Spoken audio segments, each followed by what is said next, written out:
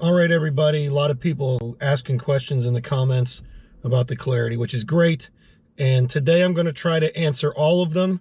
The first being, how far do I get on the interstate at 70 miles an hour on my daily commute? Hey, smash the like button. Thank you.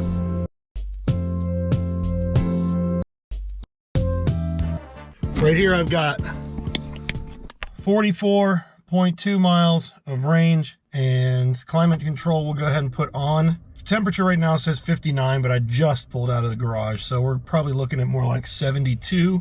The range thing on this is like a guessometer, so today, based on the temperature and the last time I drove, it says 44.1 miles of range. My odometer reads 23,773. Let's see how far we get.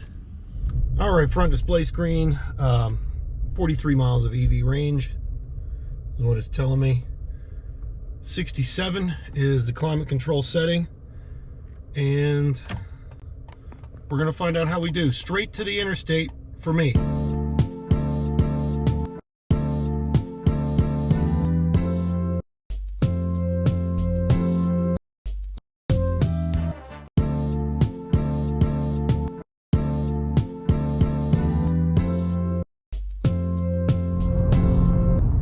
Alright, so we're at the exit here. 37.4 miles of range now is what I've got, and 23,777 on the odometer, so I'll post the math up there. And we're getting on the interstate, so let's see how we do. What do you think, south or north? I say north. Another question that was addressed is, how is the Clarity on West Virginia potholes? I've definitely tried the best that I can not to find out, but I haven't had any major issues. First set of tires was 17,000 miles. You can take from that what you want. They were factory tires, so not something you can buy, so not really something to compare anything to. I've got MasterCraft on now. I'll post the model up on the top of the screen. For the money, I think they're doing pretty well. Still plenty of tread wear, and I've got about 6,000 miles out of them. Potholes are going to destroy any car. This is a larger car, so you're not going to feel the potholes quite as much. But you're still working with a low profile tire on an 18-inch wheel, so always that to consider. I don't think you really can buy a newer car that's gonna set you up with some cushy tires. Of course, cushy tires are just gonna explode in a big pothole, so they kind of know what they're doing. Tire technology's come a long way. You know, still probably one of the worst things for the environment with cars, and you can't really do anything about it yet because we haven't discovered a better technology. We're getting on the interstate. 36.7 miles of range is what the guessometer is telling me. 23,777 still on the odometer. The request was 70 miles an hour, so that is about, what is it, Connie, 5 to 10 miles an hour faster than I normally go on the interstate? Yeah. So we're gonna do it just for the sake of figuring it out. So this will be 70 miles an hour on the interstate. How far can you go? I just realized, getting on this way, that Cooper's Rock comes up here, so maybe we will take an exit and head back the other way. But 67, 68, 69, 70, I'm setting the cruise at 70 miles an hour. Right now I'm doing 72. You can see the cruise is set at 70. I'll also engage lane keep assist. We've got 67 degrees on the climate control, so we're looking for comfort here. As you can tell, the temperature is now caught up to what it actually is outside. My unit is reading 73 degrees. We will continue. All interstate travel will be 70 miles an hour, and we'll update you momentarily.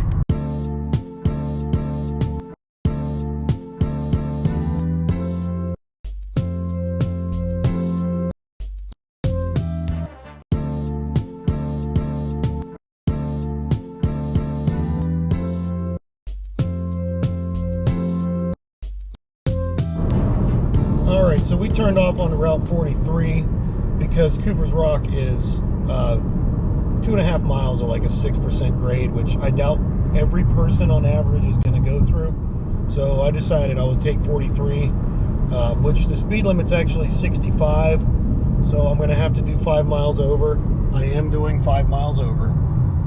We are looking at 70 miles an hour. I've got my lane keep assist turned on, and right now we're looking at 23 miles of range. Odometer reads 23,788.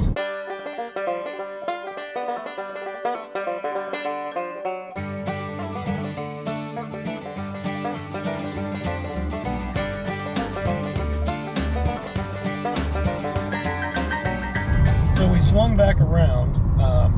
Now we're on 43 South because we were approaching a toll road, and there's no need for that. On a day I don't have to do it. So lane keep assist is on, cruise still set at 70. Odometer reading is 23,793. Looking at 18 miles of range left. So still on the journey. Looks like we're getting pretty, well, we're halfway to an answer for how far can I do it on my daily commute. We'll check back in a minute.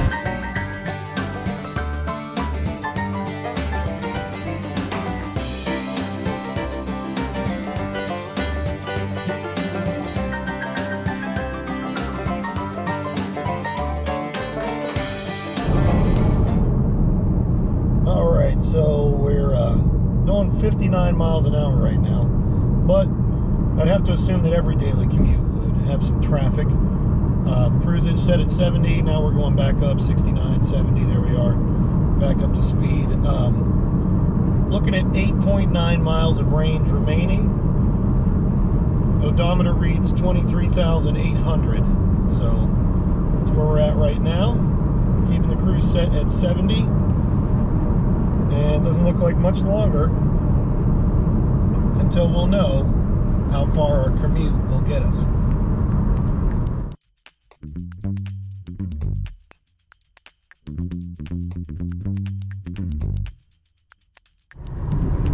All right, so here we are, 5 miles of range remaining currently, and we're looking at some traffic, but just got under 5 miles of range. Odometer reads 23,805. So we are approaching, and then we've got this big hill coming up, which might just kill it. So we'll just keep riding and see how long we get. Right now, looking at 4.3. Let's see how much the hill kills. All right, 1.9. 1.8. 23,807 is the reading. We are at exit 1, which is the merging of 68 and 79. The big Interstate interchange in West Virginia. This is where a Tesla supercharger is located also, exit 1. 1.7 miles of range. We're going downhill now, so we'll get a little extra, but not much. I'm going to go ahead and take 79 South, and we'll be able to update you here. 1.8 miles of range.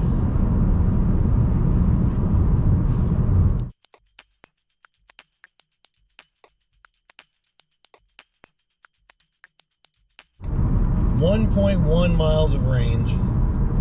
Looks like we're going to get this merge pulled off, and that's going to be it. Not a whole lot after that.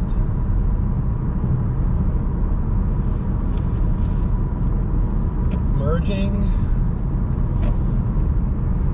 All right, I-79 South, cruise set at 70.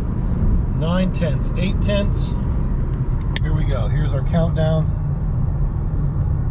7, 6, 5, 4, 3, 2, 1, and there you go. We are now on to gasoline. 23,809 on the odometer, and you got your answer. All right, so headed home. We got off the interstate, give or take 34, 35 miles. There you go. If your daily commute one way is 35 miles or less, you can expect to get all the way on electricity. And remember, when you wake up every morning, you have all of that range. And if you can charge at work, boy, that'd be great. You know, a level 2 charger, by the time you do a full work day, even a half a work day, you can drive home with that same amount of range remaining. So there you go. Consumer advice complete for daily commute at 70 miles an hour. We had about a, I don't know, 3.5 mile target between our house and the interstate, which I would assume is pretty common. Is it enough? That's the question you have to answer yourself. I would say about 80% of my driving has been on electricity in the Clarity, and obviously for that your results are going to drastically vary depending on what you're doing, where you're going, and how often you have to do it during the day. And we never drive 70 mile an hour. Oh, right. And Connie brings up a really good point. This current driver does not drive 70 miles an hour. That's probably the longest I've ever driven this car that fast. Do you need to do that if you have an EV? If you have the convenience to not have to drive the speed limit, kudos to you. You know, I do it because I don't know, I'm trying to save the planet, I guess, 1 mile at a time. I think it's probably a little overkill as far as what I'm doing, but Connie is right. I do not drive 70 miles an hour. So you know, there it is. So one of the features that maybe isn't highlighted a lot about the Honda Clarity that really makes it stand out as a car is actually the back seat. Let's check it out. So it's pretty large in size, and let me just give you an idea of how large. So as you can see, I'm 6 feet tall, and this passenger setting is pretty far back. In fact, a little bit farther than I would even drive as a 6-footer.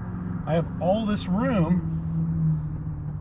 It's really very roomy. Now, if I lean my head back, I touch the ceiling a little bit, but as a 6-footer in the back of a car, it really doesn't get a whole lot better than this. So one reason that I can tell you the back seat is very comfortable is because I've actually had some passengers in the back recently, which is new for me. So all the passengers have had absolutely nothing to say except, wow, this is extremely nice and plenty of room. So even if I sit back and if I buckle up, even you can see this is my first time buckling up in the back seat. I've got plenty of room. I'm pretty comfortable, and yeah, this for a car is a really, really big win. So if you're looking to use the back seat of a car a lot, you've definitely got a winner with the Honda Clarity. All right, so that's it for this video. I hope you found it helpful. Like I said, if you have any questions, please feel free to ask them in the comments. And now you know, 34 miles for your 70 mile an hour daily commute, which is way faster than I drive, but that's your answer. Make sure to subscribe to the channel. I'm going to do much more on the Clarity. We've decided to keep it indefinitely, so you know, you'll get to find out how this car performed indefinitely. And we really appreciate you watching. Thank you so much for being a part of this channel and joining us for the ride in this car. We'll see you in the next one. Peace. So this next one is a little harder to deliver, so you'll have to judge for yourself. I had a question about the quality of the LED high beams. This is low beam. This is high beam. If I had to say anything at all, the distance that you get from these LED high beams is a little less than you would get from a standard halogen high beam. However, the quality of the light is much greater. All right, just as I said that, I've got this now saying brake hold system problem. This is brand new.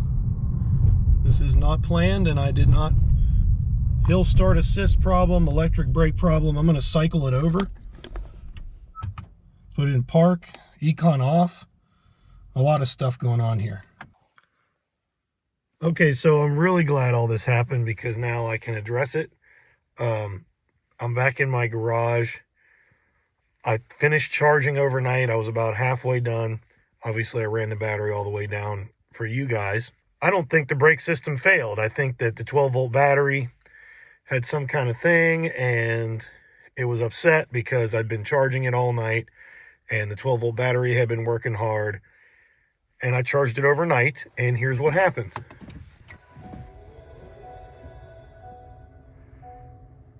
You can see the brake system light there in the right corner. And if you notice, everything's clear. There are no warnings, and it's ready to drive. So whatever it was, it's over now. Before you panic, charge your car overnight, let it get to full, and see if it fixes it. If it comes back up, I'll let you know. Thanks for watching.